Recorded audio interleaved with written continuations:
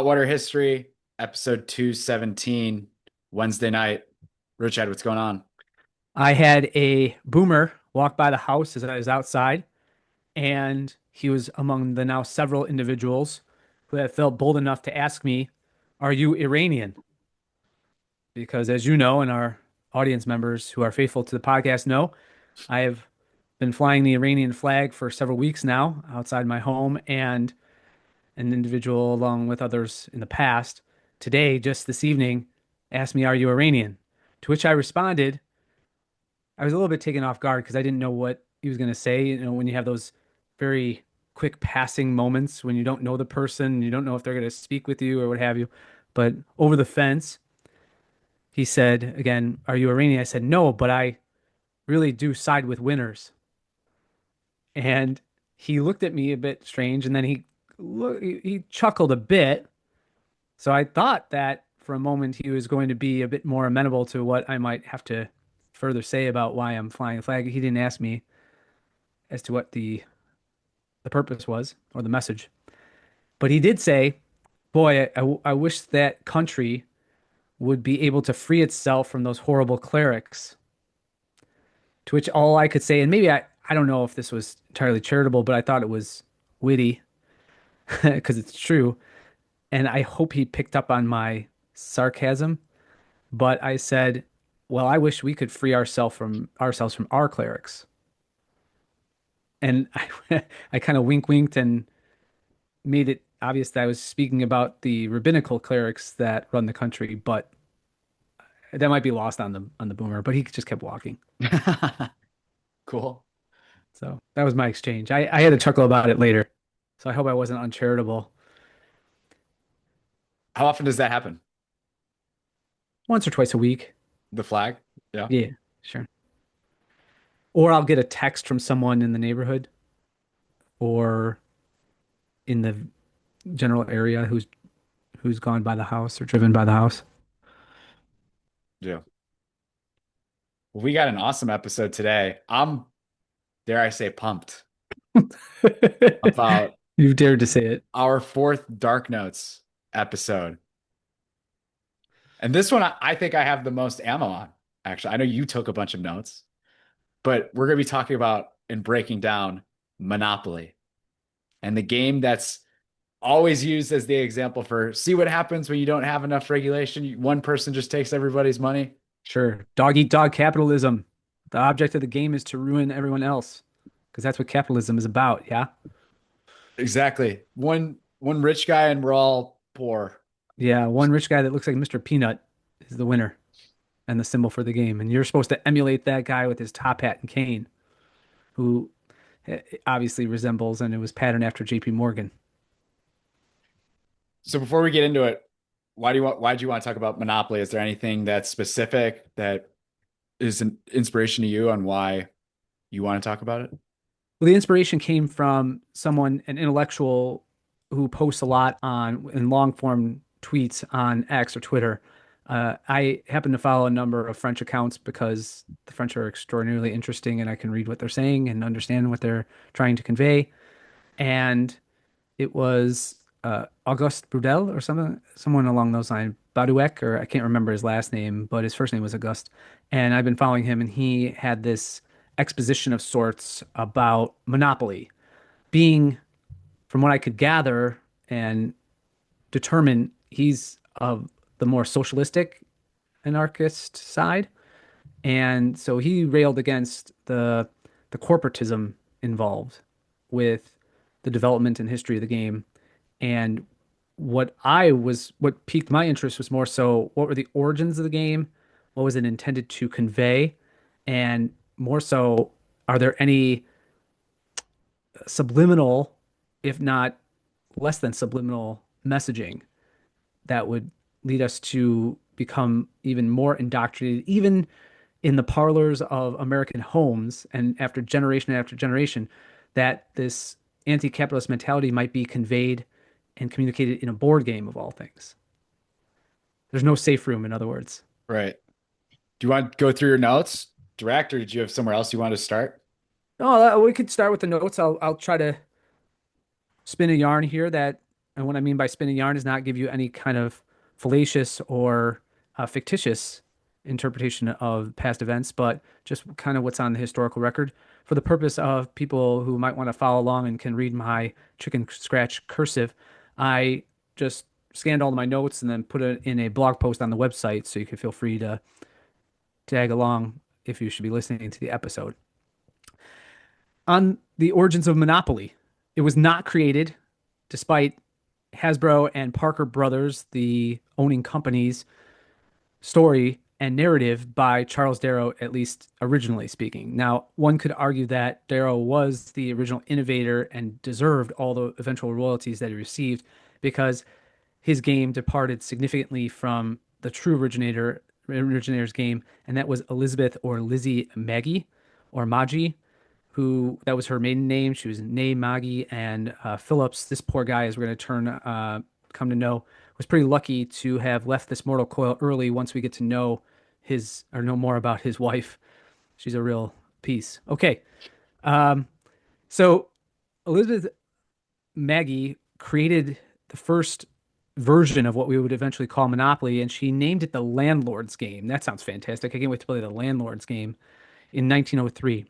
She was a progressive feminist, and she was a Georgist, aka a follower of Henry George. And let me just speak for a moment about what it meant to be a Georgist at the end of the 19th into the early 20th century in the progressive era.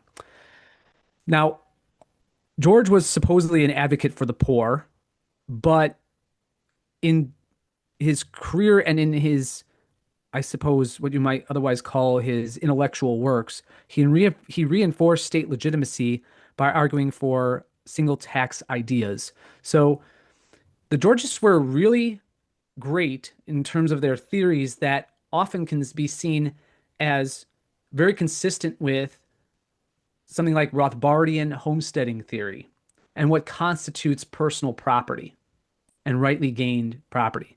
So they were very much into proper utilization of the land so as to accrue property that would be your own.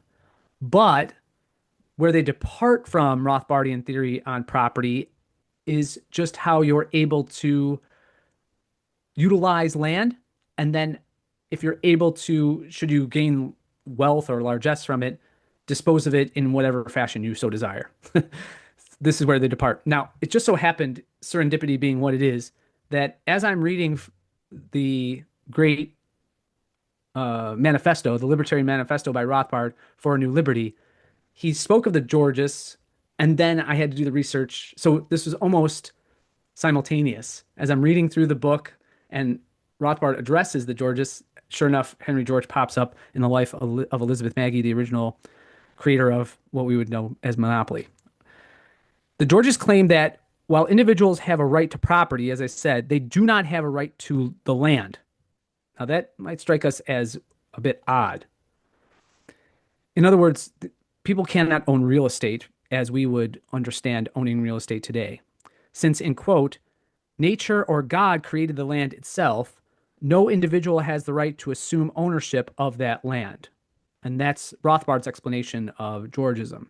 Again, since nature or God created the land itself, no individual has a right to assume ownership of the land.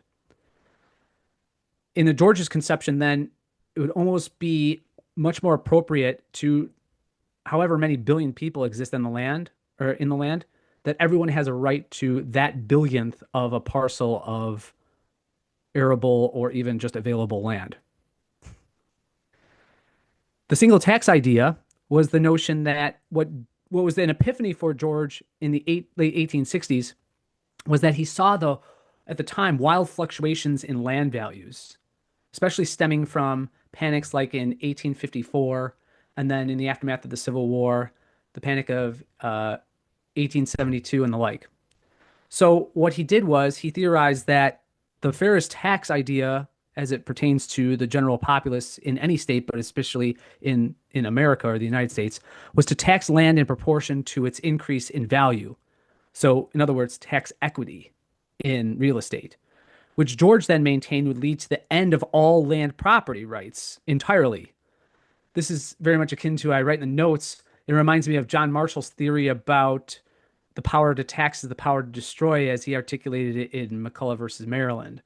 So you see this progressivism redounding through the ages that civil law should intervene so as to create taxation codes that would bring about non-ownership or, in a sense, communal use of property, in this case, land for George. He thought that was much more equitable and fair. Now, all that being the case, it's clear that when Maggie, that is to say Elizabeth Maggie, made the original game, the Landlord's game, it's chocked full of references to Georgism, right? In fact, it was supposed to be an educational. She designed this game. Think about how much fun and how exciting this. I just don't understand how people found this game to be exhilarating to play because its entire objective or the objective behind it was to create an educational critique of land monopolies, of renter capitalism, and of general inequality.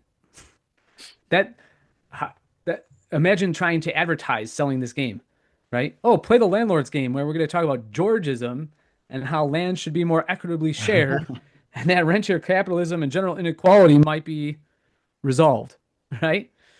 Um, it struck me at that time when I was doing research for this that if William Jennings Bryan had built a board game, this would be it. Would it be called like or would they have a property on it called like the Cross of Gold Boulevard? Uh, Something along those lines, just because he was so opposed to all of the, frankly, free market capitalistic conditions that had built up and created such wealth within the Gilded Age. So whether it was bimetallism, which to be sure, Georgist like Maggie would be in favor of, or any of the different, from her point of view, progressive ideas that should be inculcated in American adults and American youth as well. Question so far, Charlie? You want to intervene or No, this is good. okay? So Maggie's game plan, let's talk about that. The game plan had originally a board with properties as well as wages for labor. Get this, labor on Mother Earth. So we're already getting into near eco worship with the Monopoly game. And as I was reading and looking at perusing, and do you want to show her original board from the 1903, 1904 patent? There it is. Boy, can't wait to dive into that one, huh? So, $1 for rent. Must be yeah, nice. right. $10 for sale. Luxury, $50. Railroads cost you 5. And we'll be getting into how the essential parts of the Monopoly, i.e., landlord, aka landlord's game, were carried on. And it's the essential parts that are most problematic, especially for those of us who argue for freedom, human freedom, agency, free markets, and other civil liberties. Okay. Or basic rights that should be enjoyed by the individual made in the image of God. So when I'm reading all these things, so for example, you could see in the top right corner, and obviously for those just listening to audio, this is you're gonna have to rely upon our description here. The go spot or the beginning is labeled labor upon Mother Earth produces wages, and there's a kind of outline of a globe in circular fashion, and that's where you begin. This reminded me this weird new agey progressive reverence for Mother Earth and the like. It strikes me that Maggie was probably very much like if you were to meet her, those early feminist suffragette types and that crowd who happen to be also into sorcery. The Elizabeth Cady Stantons, the Julia Ward Howes of the reform movements of previous decades. The whole game strikes me as a weird Calvinistic reprimand of people who wanted to engage in ambition and entrepreneurship and enjoy the fruits of their labor. Damn them, right? So she's Greta Thunberg, 19th century-ish. Yes, although I do not think both the Georgists nor Maggie would have castigated Woodrow Wilson for trying to spread progressive ideas through imperialism. Got it. There's not much of that there. Although, you know, as we know by the time of World War One, or even before that, at the time in which Maggie was developing the game, it's just this is just the dawning of American overseas imperialism, the Spanish American War. So I don't know what George, and we do know, for example, that many of the historical progressives of that time, for example, Samuel Gompers, the labor leader, was adamantly against American imperialism. Now they had their own reasons for that. Gompers didn't want a flood of illegal immigrants coming and uh, just diluting the labor pool and driving wages lower. And there was a strange group of bedfellows that were in the anti-imperial league, but they were on the right side, even if their motives were flawed. So it should be noted that this is kind of weird when I discovered it, that Maggie's game eventually, or actually in the original, had two sets of rules. You could essentially play two different games. The first set of rules applied to the monopolists. So if you wanted to be a monopolist, you could play what's called the competitive version. However, if you wanted to be a Georgist and moral, you could play what's called the prosperity version. And it is a bit ironic that the prosperity didn't version never really would in the real world amount to any creation of real prosperity, but it was also ironic in that this was the anti-monopolist cooperative version, and it's this one that the free market rejected. So eventually, this one just went by the wayside. Right. Um, Maggie stated in her own writings that the intent of the game was to teach against what she called land grabbing, so ownership of land. Enter the scene Charles Brace Darrow. So I should note that she filed for a patent of the game. It started to be played in Quaker left-leaning university circles. Students love playing this game. And in Quaker areas, especially in communities around southern and southeastern Pennsylvania. And of all things, I didn't know that there was a sizable Quaker community in Atlantic City, New Jersey. Quite the anomaly there, kind of fish out of water, but there was. And in fact, and she was actually from Maryland.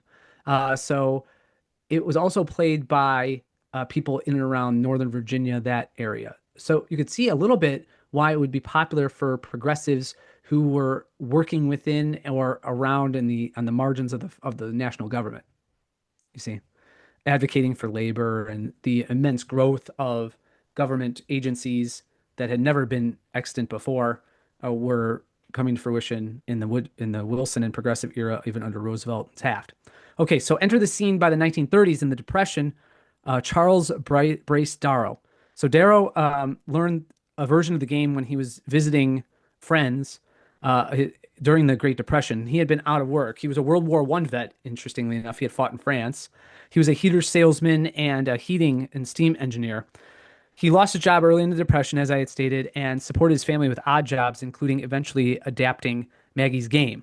He added different elements that I would deem as so essential that while there were some aspects of Maggie's game that carried over, what Darrow's game was the pure monopolist competitive version, which people seem to like a lot more than the prosperity, i.e., cooperative version that Maggie had created.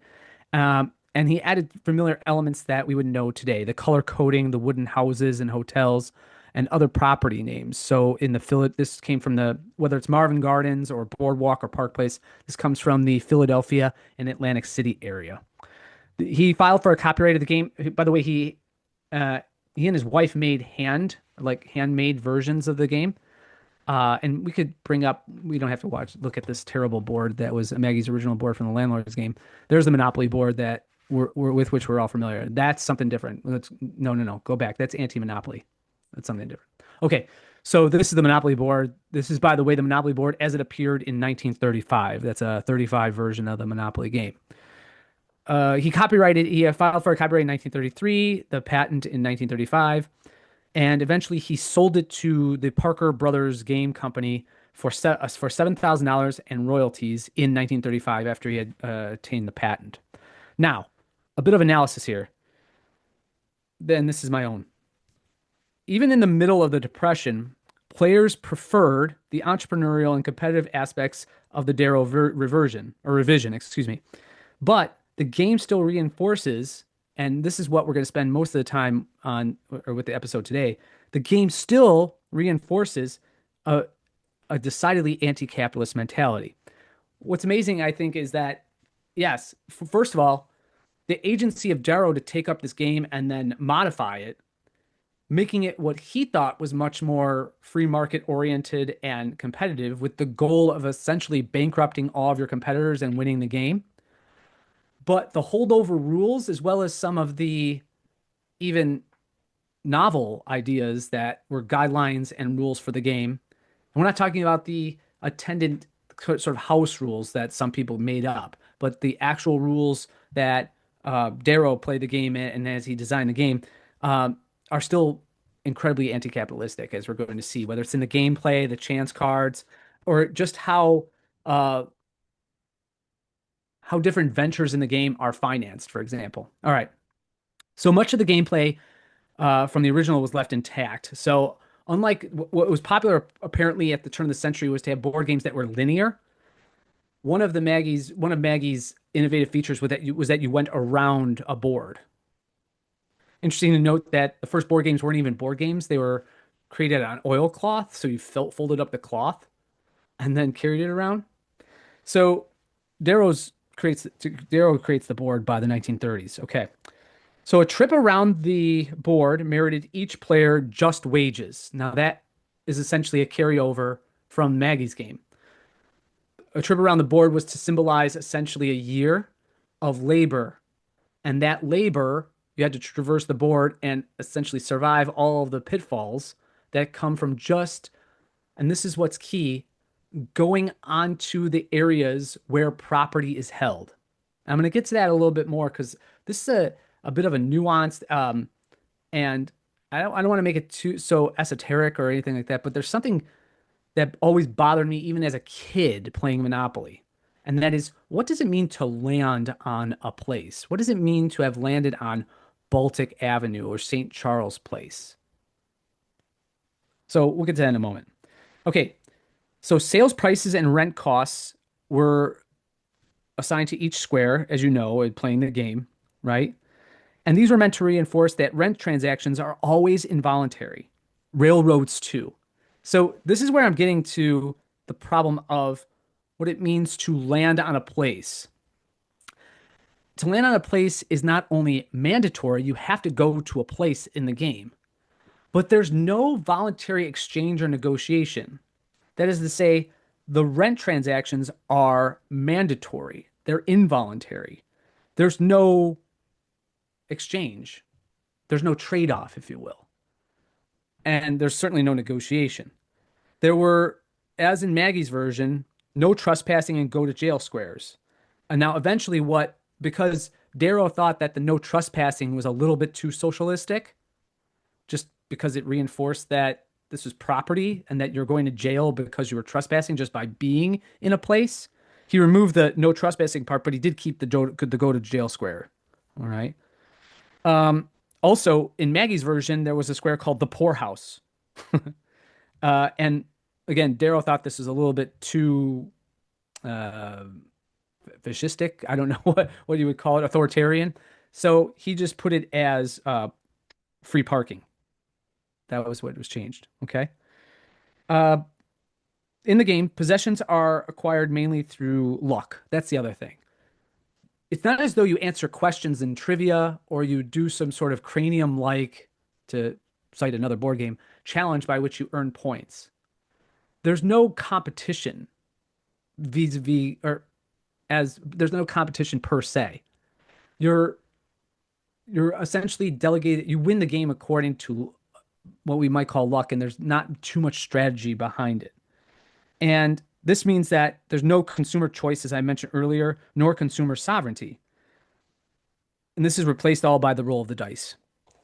Landing on a property creates only loss. That's interesting, but no mutual gain. And I want to talk to now about how that puzzled me as a kid. So even the first time I played Monopoly, I couldn't ascertain for myself, what does it mean to land on a place? Why would that be problematic? Boardwalk sounds like a nice place. I You see? can imagine you playing for the first time as a little kid. Right. But it just was entirely outside of my purview of how life was lived. And it's not as though as I've grown into adulthood that that question still doesn't, or that question is resolved. It's totally unresolved. So, case in point, if even if I go to just by chance, I drive down 26th Street in Chicago and I get a flat tire at 26th in California. That doesn't mean I go to jail just by the luck of being proximate to that place and being, in a sense, stuck there. Sure. So why should that? Because in other words, I haven't engaged in any type of infraction, nor in the sense of a game have I gotten a question wrong, so I go back to the start of the game, or there's some competitive disadvantage that is forced upon me. It's just purely you roll the dice. There's a cost because you occupy a space that is owned by someone else. So it's always that your presence is like an assault on private property. And this is you could see the Georgist conceptualization here. Everyone else is the threat to your property if you just allow for ownership of land. Do you see? Yeah. And so that justifies why, because you're not doing anything with your land, as George says, and if it accrues in value or goes up and just simply goes up in value and increases in size, you don't deserve that windfall of value once you go to sell the land. You see? You didn't do it. God made that. So why are you benefiting from it? It's an odd conception. Anyway, the so-called monopolies, those are the color-coded areas, are very easily obtained. This is interesting to note. Whereas in the real world, monopolies only form in the market due to utter market superiority. Customers prefer it. Now, of course, we're talking about, and I did think about the libertarian litmus test because we have a question about this. Namely, if you in the free market, completely free market, operative without governmental interference or externalities that would suppress its true operation and function, a monopoly only forms thanks to comparative advantage, or what I might go so far as to say is competitive superiority. It's not eternal. It's totally conditional upon continuing to offer a good or service at maximum value to the consumer. And this is where I hope that the Mises quote that I'm going to read from Human Action at the end of this analysis will encapsulate why monopoly is such a perfidious game. but but think about that just for a moment. Namely that again, Monopoly is seen as such a terrible, it's the name of the game, but it's kind of like the board game Sorry or any other board game that has a dark and ominous name.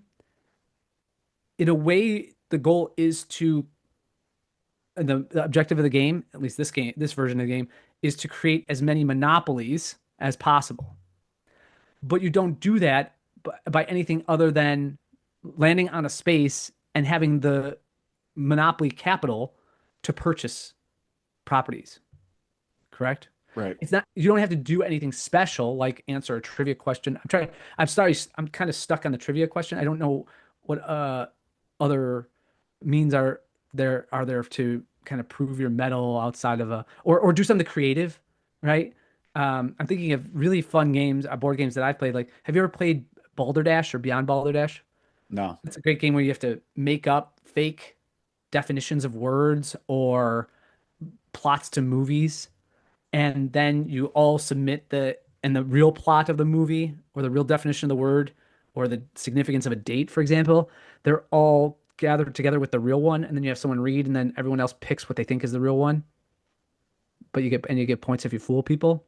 See, there's a talent there. There's a creativity test, Yep. yeah, or knowledge test. So anyway, so you don't have to do anything.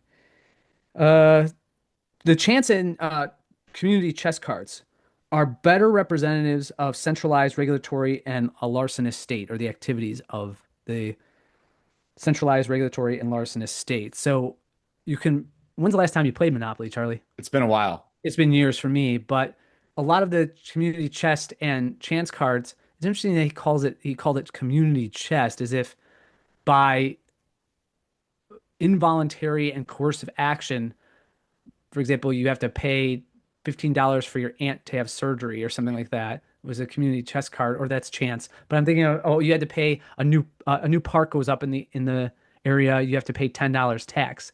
It's always this arbitrary thing that's taken from you but benefits the greater community. That's community chest. That's supposed to, and those are gold cards. You're supposed to be happy about that. Now, sometimes you get a windfall like there. I remember a community chance card that says like, "Oh, IRS screws up on your taxes. You get $10." Right. Whoa, okay. Well, again, it's all the distant power of the Internal Revenue Service that's operative in Washington that bestows a grace upon you, and you get $10 of no merit of your own. It's just that they screwed up, and they're so because the IRS is synonymous with when they screw up, you get refunds. Yeah, that happens all the time. The idea of central banking is reinforced in Monopoly. For example, the rule in the 1933 version, the Darrow version, that was carried over and it's still a part of the official rules that Hasbro and Parker Brothers maintain is in quote, no player can borrow from or lend money to another player. So the Monopoly Bank is the centralized bank. It has complete control over the game or legal tender and can regulate it as such. And there's no wherewithal by which, or there's no means by which someone could loan you money or vice versa within the game. 10th point here, all mortgages and price are price controlled to a 10% interest rate, which is interesting. Now, why is that? All mortgages in the game are price controlled to a 10% interest rate. Again, this reinforces the Georgist perspective that you shouldn't be getting usurious funds from people because your land value went up and then therefore you're able to charge a greater than 10% interest rate. I thought of Tucker Carlson. He would be so proud right now because everything else would be anything more than 10%. Why 10%? Who knows? But he would deem that as being sinful and usurious. The 11th point here regarding inflation. Another rule, the bank never goes bankrupt. Now that's wild, right? The Monopoly Bank, according to the official rules, never goes bankrupt. In point of fact, if it comes to a point where money runs out, you're supposed to write notes on scrap paper that the bank owes me this. And then when the bank accrues more money, or it's even allowed that you go get more Monopoly money from another game, it'll pay you out. So it never goes bankrupt. 12. If it were verily Monopoly, one could think that of each square as an individual Monopoly grant. Only the government can give out such grants, so government was the original owner of all. Now this is a point that's made by Ben Powell in an article entitled, it's on Mises Institute's website, and I have the source here. Ben Powell's article was Monopoly, Parker Brothers gets it wrong.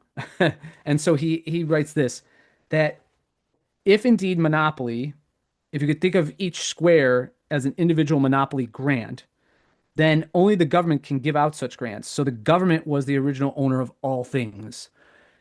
Monopoly as a game would make more sense to an Ottoman Turk living under the Sultanate in the 19th century than it does to an American kid in the 1980s, i.e. me. See? Because the conceptualization is that government owns all. It provides these grants, or more so the ability to lobby for granted monopolies and special privileges, and the government has ownership of it, so it can dole that out to individuals connected to it. All right. Oh, I have a wild instance about the history of Monopoly that pertains to the whole central banking and inflation question around the game. I had no idea about this. But in 1961 at the University of Pittsburgh, there was a 161-hour marathon Monopoly game played by students at Pitt, in which the bank ran out of money. The players then wired Parker Brothers for a bailout. And the company sent extra game money on a plane to Pittsburgh and even, um, That's awesome. yeah, and even had a truck, an armored truck, pick it up from the airport and deliver it. And in so doing, of course, the inclusion of the new money devalued all the already extant money within the game. Hmm. Okay. Again, the bank cannot run out of money. All right. So going back to that conceptualization that every property on Monopoly is really kind of a government monopoly grant to the individual player who happens to land on it first and is able to purchase it. It's better to conceptualize the initial price in the idea that it's not so much ownership, but the exclusive cost of lobbying the government for a special monopoly grant. That is to say, one of the main objections of the Georgists was that you could purchase what would otherwise be untainted and undeveloped land and real estate. And in so purchasing, without doing anything to develop it, again, they were really big into homesteading, good for them, and mixing one's labor with the land so as to be productive. There were speculators, the Georgists and Henry George himself were scandalized by, that said, well, there's people that are benefiting that are just buying up land and then not doing anything with it. That's not labor. So this, for them, was nothing short of usury, but instead of using cash, you were using land as a commodity. So what Monopoly as a game and as a conceptualization of real life actually points to is a gigantic flaw in the Georgist reasoning, namely that, well, if the individual who obtains land or even rents it out without developing a great deal or buys a building and doesn't improve its condition, but yet benefits from rent seeking, but not rent seeking from the government, just getting rent from private individuals. Well, here's the thing. What the board shows is that all you gain is not the property itself, but a kind of grant to lobby the government or the power, a kind of entry point to lobby the government for more monopoly authority. So this is Ben Powell's point. Other players are then mandated to pay you because not so much that you own the land or privilege, which is anathema to Georgists, but because you own the privilege of being connected to the government who says you own the property. Follow? Yep. Okay. So monopoly, as ANCAPs and you and I would define it, and Rothbard defined it, in real life, with government intervention rather than operative within the free market, is truly defined as, in quote, a special grant of privilege by the state. And that's really what we have here. You obtain it by luck and connection. You have the capacity at the beginning of the game to purchase the land, but you're really not purchasing the land because that's, again, distasteful to the Georgists. You're simply gaining the right to gain more land and then charge rent to everyone else, which, yes, is injurious, but it's a lot better than saying you have a property right to the land, as if the land and your property is an extension of your body, your corpus. Okay. Again, this struck me as a kid. I would wonder if, for example, one railroad service was better than the other. Notice how, of course, because it's unavoidable, especially in Darrow's game, that as you progress through the board, St. Charles Place is not very expensive, right? But as you progress through the board and get to Park Place and Boardwalk, those are the most expensive properties. Well, what's determining the value of those properties? Well, the Monopoly game has no real answer for that. In a sense, it allows you to imagine that living somewhere on St. Charles Place, or being a renter there, or being forced to pay some fee because you happened upon that property, well, that area really sucks. It would be terrible to live there, correct? Or what is the other one? Baltic Avenue? Or is Baltic Avenue a nice one? Baltic Avenue is in the green, I think. What are No, the other Baltic's purple ones? Baltic's one of the shitters. Oh, Baltic's one of the shitty ones? Yeah. Okay. And then what? Oh, Pacific Avenue is one of the green ones, which is nice. So you're getting, as you play the game, oh, it must be nice to be in the green or the light blue. It sucks ass to be in Baltic Avenue or Mediterranean Avenue, right? Right. Also, you pick up like Baltics. Well, the Baltics are, Eastern Europe, way up in the boonies, correct? Immigrants. Mediterranean, oh my God, those are Southern European Catholics. Awful, right? So you go from the kind of ethnic enclaves, and then you get more and more lily white, lily white, lily white, all the way down to Boardwalk at Park Place, which you might as well have a pew at the Methodist church or be a high Anglican by that point. Yeah. Or at least you're going to be that if you want to fit in. Uh, so yeah, the prices are unavoidable because it forces you to determine what would be more advantageous to own. But there's no examination in the game as to why those properties are more expensive than others. You follow? Yes. Okay. Now, I want to get to the Mises quote that is at the heart of why this game is so problematic. And but before we do that, I did want to note that there were some other oddities that I wanted to go over, and you just take these for what you value them as in a subjective sense. Maggie, what was her what was her reaction to Monopoly blowing up? Well, when Parker Brothers purchased the patent and copyright for Darrow's Monopoly game, so as to ensure that there'd be no competitive games, they went out and bought patents or bought other patents and made sure they had possession of the copyrights of any other competitor games. And that's what they deemed Maggie's game, the landlord game. So she received $500 from Parker Brothers. Now, when she began to see I believe she was again living in the DC suburbs at the time in the Depression, when she began to see Monopoly games being played from Parker Brothers, and we have written proof of this because she was a progressive writer. She wrote in all these journals and stuff like that, that she rejoiced in the game's popularity, but only later, when it made it really big, did she become indignant. She attempted to get more money and royalties from Parker Brothers, unsuccessful in that, and she died an embittered, childless widow who had worked at the, of all things, U.S. Office of Education as a typist. Her coworkers commented that they remembered her as rather quiet, but she did speak up about board games a lot. That's Um, awesome. yeah, yeah. Interesting note here. 1970s, in fact, 1973, a professor from San Francisco State University, a leftist professor, shocker, teaching at San Francisco State University in the early 70s. His name was Ralph Ansbach. He, being a left-wing academic, also sued Parker Brothers.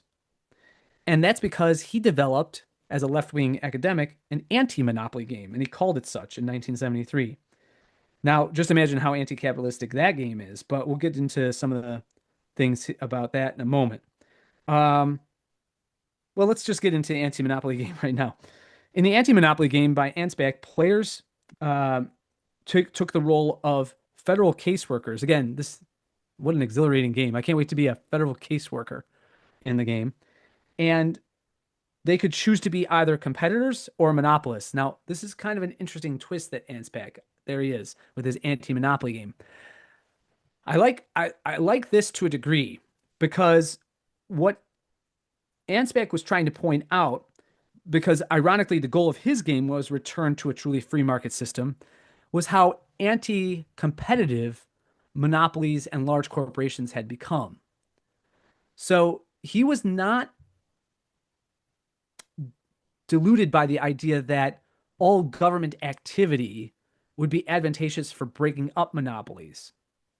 He saw that government often colluded with big business, and thus he's singing the praises of, or he would be, I mean, Murray Rothbard at the time, if he had ever met Ansbach, I don't know if he did, but that'd be interesting if they did meet. But he'd probably shake his hand and say, "You're right about, the free market doesn't work like this, especially with all this intervention and preferential treatment."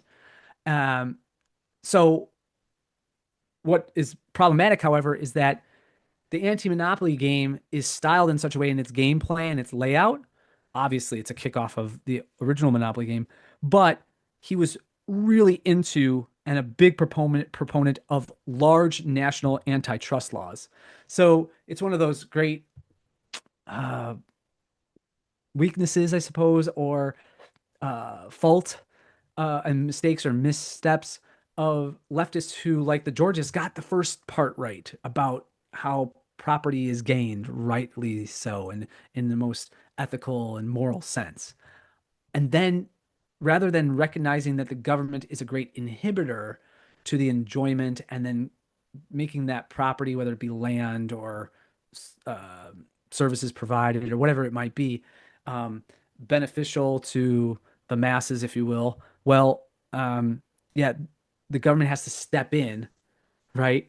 And it often inhibits that individual enjoyment of property and wherever the individual decides or elects to direct it, the fruits of that labor in the Smithian sense.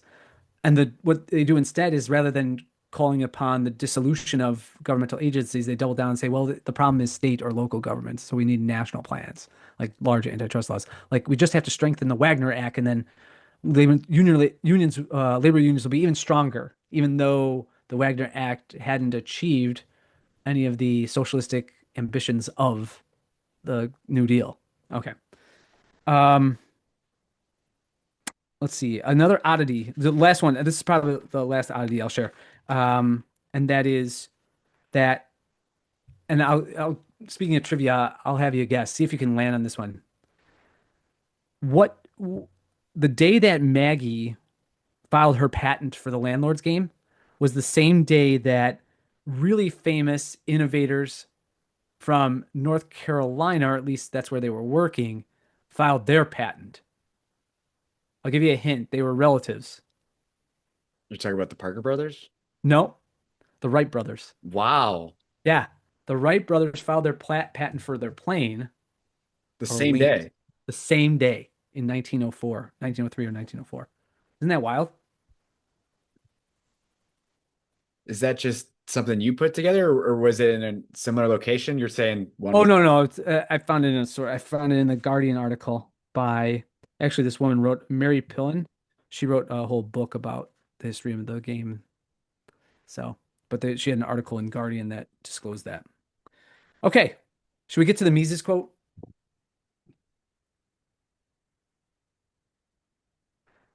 Let me Yes. read it, and hopefully it summarizes what all that's wrong with the board game Monopoly and the messages that it entails or tries to instill in us.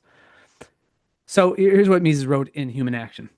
Neither the entrepreneurs, and this is about real life, but it could be said of Monopoly. Neither the entrepreneurs nor the farmers nor the capitalists determine what has to be purchased, whereas in Monopoly, the everything, your luck or lack thereof determines what has to be purchased. The consumers do that.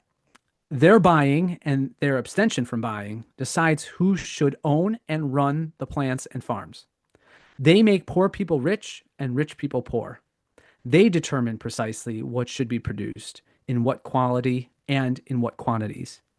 They are merciless bosses, full of whims and fancies, changeable and unpredictable.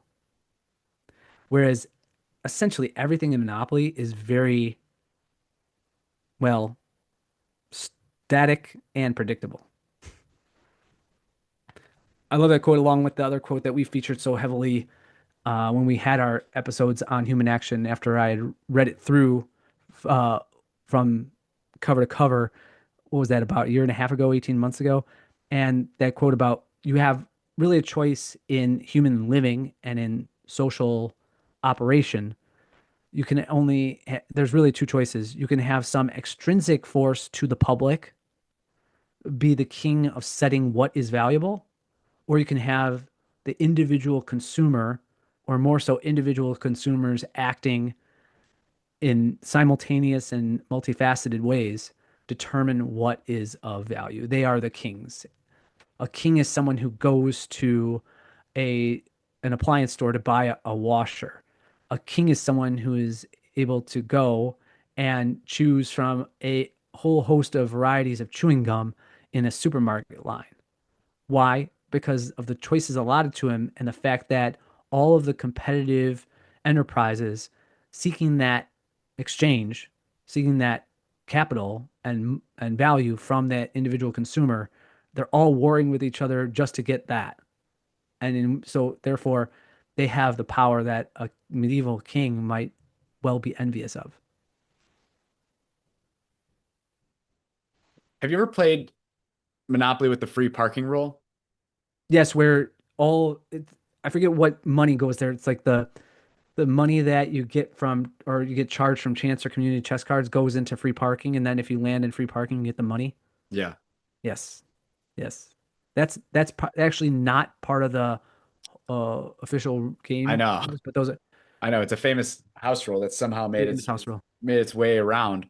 Yes, Talk about hyperinflation. That's how you get a game to last 2 hours longer than it should, because for sure. there's so many dollars in circulation that all the people are asking for $500 to complete their monopoly on Mediterranean and Yes, Baltic. and the restriction against loaning to each other is really problematic too because it is one area where you could see that there could be mutual benefit from cooperation. And anytime in Monopoly that there is just the possibility of mutual benefit from voluntary exchange, the game just squashes that.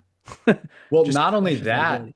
Mm. I think the biggest psyop about Monopoly is that when something like that comes up, let's say my brother and I are playing against another pair of brothers and we say, "Hey, I'll let you go on this rent payment, but when I come back around on when you land on my Then they property, yell collusion.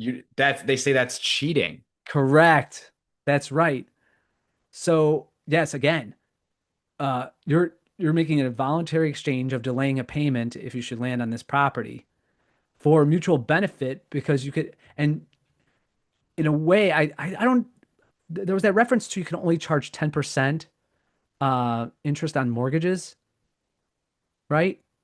But I don't remember ever having to pay extra. Do you remember that as part of the game? If you So land on a place? I think when you unmortgage something, you do Okay. Okay. because So it's been so long since I actually played it. that was the one thing that you were saying that I didn't remember from the game either is the 10% Hmm. law. I Yeah. do believe that it's from, so got it. In Monopoly, to unmortgage a property, you must pay the bank the original mortgage value printed on the card plus 10% interest. That's it. Okay. Got it. So if Okay. I take you out and I want to take your properties, you probably had to mortgage a bunch of properties just to stay alive, right? Hmm. But Hmm. it's knockout time, you got knocked out, or you Yes. wanted to trade, Yeah. I would Okay. have to unmortgage, I got to add 10%.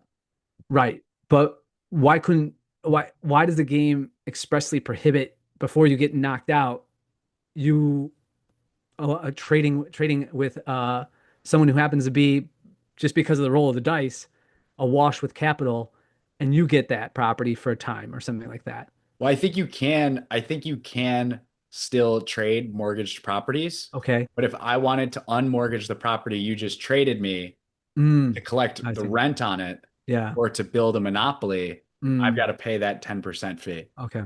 Yes. The game sucks. I don't know. I mean, I never totally enjoyed playing it anyway.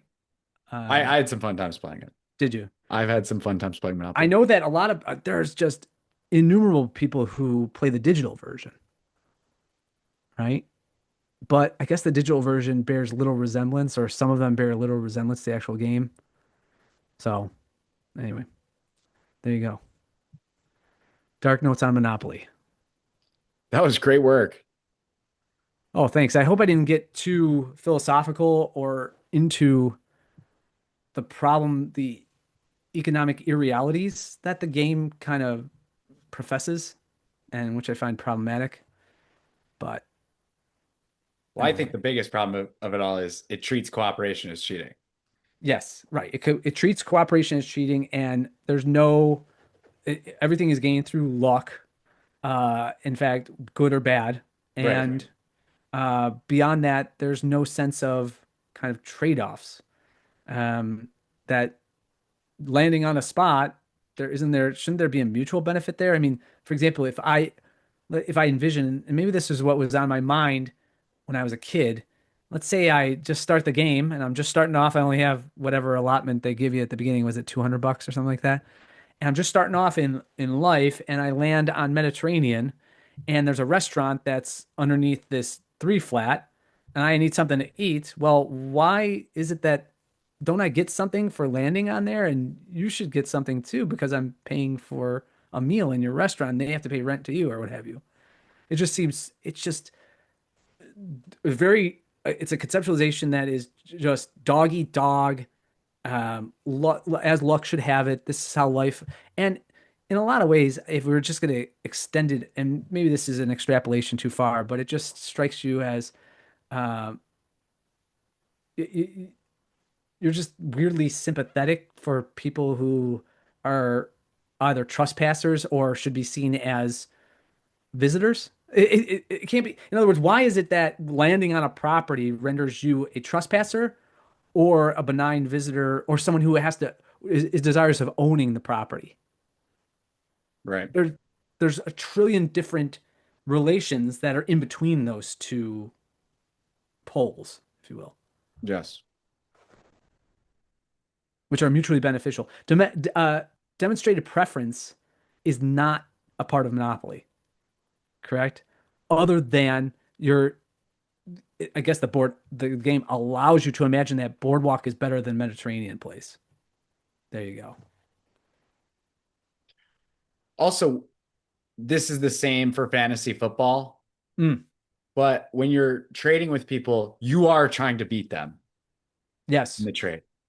In the end, Yes, yes, right. this you might be able to make a short-term win-win trade here, but it's Mhm. not about a long-term win for both sides ever because you're trying to beat the people that you're trading with. Well, except in fantasy football, when there are circumstances where if you play every year with the same league and you're able to, for example, carry over a number of players, might be one or two players.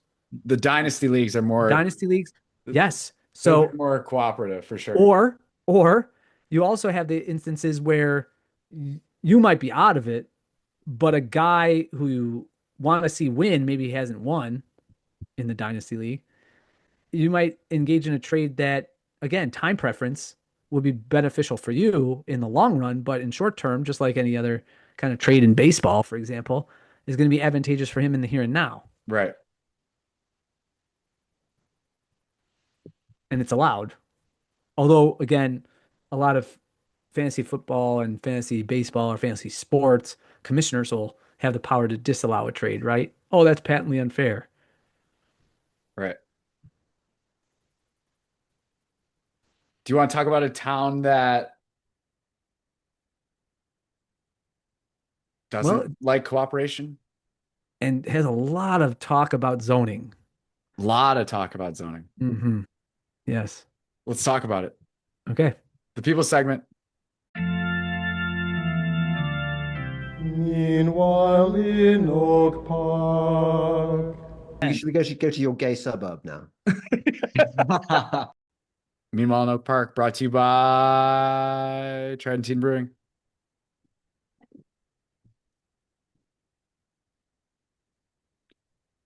Ooh, One opinion and one semi-opinion one here. Start with okay. this one. News: Israel boycott petition submitted, now challenged. Oak Park Electoral Board will review signature challenge. I don't know what that is. Did they ABS the signatures? Community canvassers representing Oak Parkers for free speech collected more than 3,500 signatures in support of a proposed November advisory referendum regarding whether Illinois should repeal laws that ban state investment in businesses that boycott Israel. Hey, all right. Boycott, divest movement. The notarized signatures, far more than minimum required number of about 2,000, were collected over 12 weeks, and the group met an August 3rd Village of Oak Park deadline for submission. But one objection to the petition signatures was filed by the Monday, August 10th deadline, which will prompt a three-member village electoral board to determine whether that objection will be upheld. The village board existing of Rabbi Shmuley, Haverstein, and Rothschild. Michael Casper, an attorney with the Chicago government relations law firm Casper, Holmes, and Dring, is representing objectors. In a call from Wednesday Journal, Casper would not comment on the basis of the objection. It's anti-Semitic. All those signatures are anti-Semitic. Quote, I have a long-standing pattern of not commenting on my cases, he said. The Jewish Community and Friends for Democracy group noted in a prepared statement to Wednesday Journal that, quote, the objectors in this matter are private citizens and registered Oak Park voters. While they have no formal affiliation with Jewish Community and Friends for Democracy, we support their decision to object as an integral part of the democratic process. Illinois law has long allowed objections to ensure only petitions meeting legal requirements reach the ballot. Well, they got 3,500 of them. How many of them are fake? Quote, Jewish Community and Friends for Democracy, JCFD, believes that questions about a longstanding Middle East conflict do not belong on a local Oak Park ballot. Most importantly, this ballot measure is divisive and distracts our community from pressing local issues like access to healthcare and affordable housing. Because that's what Oak Park is about. Process for Dealing with the proximate. Process for electoral board. According to the village, the Illinois election code requires the village's municipal electoral board to hear and issue a decision on any objection to petitions for public questions. In this case, village president Vicky Skaman will be chair of the electoral board. Village clerk Christina Waters will serve as secretary, and Jim Taglia, the longest tenured village board member, will also participate. However, Skaman is out of state on a personal matter, and she said Tuesday morning she is still working to determine whether she will be able to participate via Zoom. She added the village attorney will determine whether her remote participation would be legal. Quote, no one has contacted me from Village Hall, Skaman said. If not, the pro tempore replacement will likely be trustee Chibuke and Yia, she said. Pro tempore, sorry. Taglia said Tuesday morning he hadn't seen the objection. Quote, the electoral board is focused on the process and whether the process is followed and correct and appropriate. That's what the focus is, not the subject of the referenda, he said. My understanding is I will be on it if it happens. The electoral board can only the war will probably be over. The Palestinians will be cleared out of the West Bank by the time they get a referendum on divest and boycott. The electoral board can only determine the procedural viability of the petitions on the basis raised in the objection. It does not review or decide on the substance or legality of the proposed referenda question. These people would love to play the landlord's game. They would. August 17th is the deadline for the village board, not the electoral board, to adopt an ordinance initiating a public question. If the electoral board sustains the objection, it may remove the question from the ballot. The Illinois Election Code notes the electoral board's decision, quote, shall be final subject to judicial review. The village also said August 27th is the certification deadline, or the final day Waters can submit the public question to the Cook County clerk so that the question can appear on the November ballot. A certified copy of the question is the finalized, unchangeable version of the question that allows the Cook County clerk to prepare the ballot in advance of the November 3rd election. This is all very exhilarating. Yeah, seriously. Quote, the process is the purpose. Ooh, that's government right there. Karen, with a C, Karen Van Slyke, a leader of Oak Parkers for Free Speech, was a canvasser and said the community response to its outreach was generally positive. Quote, I think people were really surprised and shocked Illinois has a law that has an anti-boycott thing to it, she said. We explained what that law did, shielded Israel and only Israel, and gave it impunity for its human rights abuses. We wanted it to be on the ballot. We thought the public should have say in this, and they were enthusiastic about that. Yeah. Still, Van Slyke said there was pushback, and in some cases it was vitriolic. Quote, it's sad, but I will say it's very few, she said. I also take as a good thing that it was so few because I think it's a really good thing that we can have a discussion about important issues in Oak Park. Quote, I also felt that some of it was pretty vicious and unbecoming to our community. It was small, but really unpleasant. Jesse Bauer is a co-organizer of Oak Parkers for Free Speech and was another canvasser. Quote, I think 90 to 95% was positive. He said, most people were really surprised. That process of educating the public was well worthwhile, and getting it on the ballot is important because people didn't know this. Quote, we've said the process is the purpose. Boring. Last one. Who benefits? Michael Dixon. Cui bonum. As a former resident of River Forest, we moved to a small college town in Ohio a couple of months ago. There are many things I miss: great neighbors, a vibrant community, terrific schools, proximity to the many things the village has to offer, etc. What I don't miss is what seems to be an orchestrated lack of concern by the village board when it comes to matters that most impact residents, like high-rise developments deeply affecting the neighborhoods in which they are proposed, the cutting down of beautiful, mature trees, etc. As a matter of interest for a place we dearly loved living, I keep my finger on the pulse of what's happening in the village, and one has to wonder about the deaf ear turned to homeowners when voting on such things. Hmm. As every cop show on television opines when trying to solve a crime, who benefits? Clearly not the residents when a development is unanimously approved after a kangaroo court version of listening to the concerns of the local population. Is it all about the money? It usually is. Look at how he signs it. Michael Dixon, former longtime resident, now living in a small town where elected officials actively engage with the community. Uh, That's the people segment. there it is. Meanwhile in Oak Park. What would have happened if I'd gone for it and just said, no, I'm gay? What can I say? What can I add? Boring. Boring. Yeah. Is it just boring because it's the summer? It does pick up when school comes back around Yeah. or election season. There you go. Yeah. Oh, the midterms. It's not the same. It's not the same without Ravi. I miss Ravi. Yeah, he stirred the pot a little bit. God bless him. Yeah. I wonder if we could do something to spice things up in Oak Park. If only that we could just broadcast this across different. We should have a way to pirate the Oak Park Library That would be computers. awesome. You have to watch this. All right. Well, I thought that was a great Dark Notes. Dark Notes number 4, Monopoly. Yeah. Oof.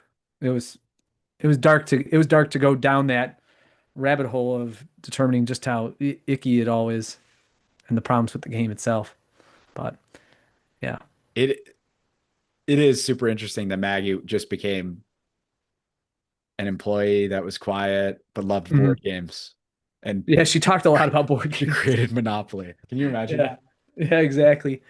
But yeah, I like too how when she saw how popular the Darrow version became, she was initially elated. She's like, "Oh, look at that! It's so popular. That was my game," and stuff like that. And then when she realized it was that Darrow was getting millions and millions in royalties, that's when she became indignant. That might be the darkest of all the Dark Notes right there. Yeah. So where did her Georgism? Once the dollars started showing up for other people, all of a sudden Henry George and prosperity and power, just his book got tossed out the window. Right? Like, I'm suing. I'm suing. Yeah. Another maybe interesting episode, and I have to admittedly read more about it, is the whole idea of, do you in Capistan, or according to anarcho-capitalist theory, do you have the right to ownership of an idea? Should there be patent or copyright? IP. Yes, so intellectual property is a huge subject matter. I tend to side with Stephen Kinsella on this one, that and Rothbard said the same thing. You cannot own an idea. It's not yours. It's not tangible. You can't mix your labor with it. Now, if you happen to use that idea and create an artifact or some product from it with your own labor, well then, bully for you, you deserve that. But otherwise, you don't own that property. So you don't own an idea. I agree with that. I don't know. Yeah. I have to look into the second part though. Do we have too many patents? How many patents is too many? Well, sure, but I mean, the Kinsella idea is that you wouldn't have any patents at all.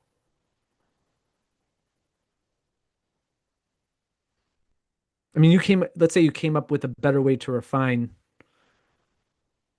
methylene. I'm rewatching Breaking Bad right now, so you came up with a process that you're able to create methylene or pseudoephedrine or whatever with a cheaper and greater speed.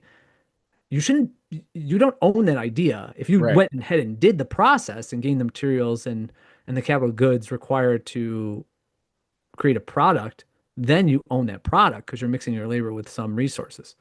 But otherwise, you can't own a conception.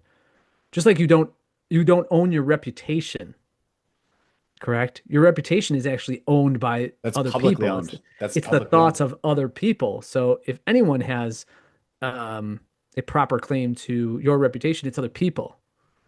So Anything else?